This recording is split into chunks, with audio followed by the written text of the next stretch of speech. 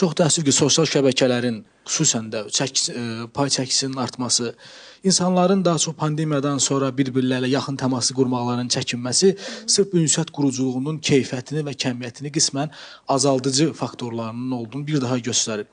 Əlbəttə ki, biz əgər Qərbi Avropada, Böyük Britaniya, Şimali İrlandiya, Amerika Birləşmiş Ştatlarının həm ali təhsil müəssisələrində, həm məktəbə qədərki təhsil müəssisələrində görəcəyik ki, ilk öncə burada bağça uşaqlarına salam vermə, göz təması, düzgün bədən quruluşu, ümumi fikri dinləmə mədəniyyəti öyrədilir. Bunlar yeni dövrün tələbləri kimi çox yumşaq bacarıqlar hesab olunur. Ancaq hesab edirəm ki, hər bir cəmiyyət üçün bu çox keyfiyyətli bir məsələdir.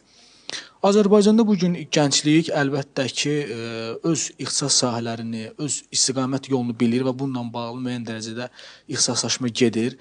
Əxlaqın və mədəniyyətin, eyni zamanda mənəviyyat arasındakı bu üçbucaq əlaqələrin formalaşması isə tamamilə şəxsin özünün sahib olduğu intellektual fərdi keyfiyyətlərdən və bacarıqlardan asılıdır. Və yoldaşımız da qeyd elədi, əlbəttə ki, Azərbaycanın sahib olduğu geosiyasi keçdiyi yol o qədər fərqli olub ki, biz şərqli ilə şərqli, qərbi ilə qərbli oluruq.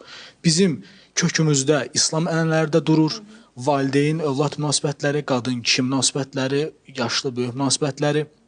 Qismən sonraki dövrlərdə Rus və Slavyan mədəniyyəti mənimsəməyimiz bizim fikrimizin formalaşmasında, xüsusilə 60-70-ci illərdə bədii ədəbiyyata, filosofiyaya, hüquqa və digər sahələrə olan maraqda özünü göstərir. Yəni deyirsiniz ki, bizim ünsiyyət bacarıqlarımız cəmiyyət olaraq kifayət qədər inkişaf edib, amma bu şəxsi keyfiyyətlərdən asılıdır. Fərdin öz seçimidir bu ünsiyyətsizliyin yaranması. Bəli, 19-cu əsrdə bütün Avropa, bütün fəlsəfə ictimaiyyəti artıq ümumi kütləvi maarifləndirmənin mümkün olmadığını bilərək artıq şəxslər üzərində fərdi inkişaf yolunu tutdu.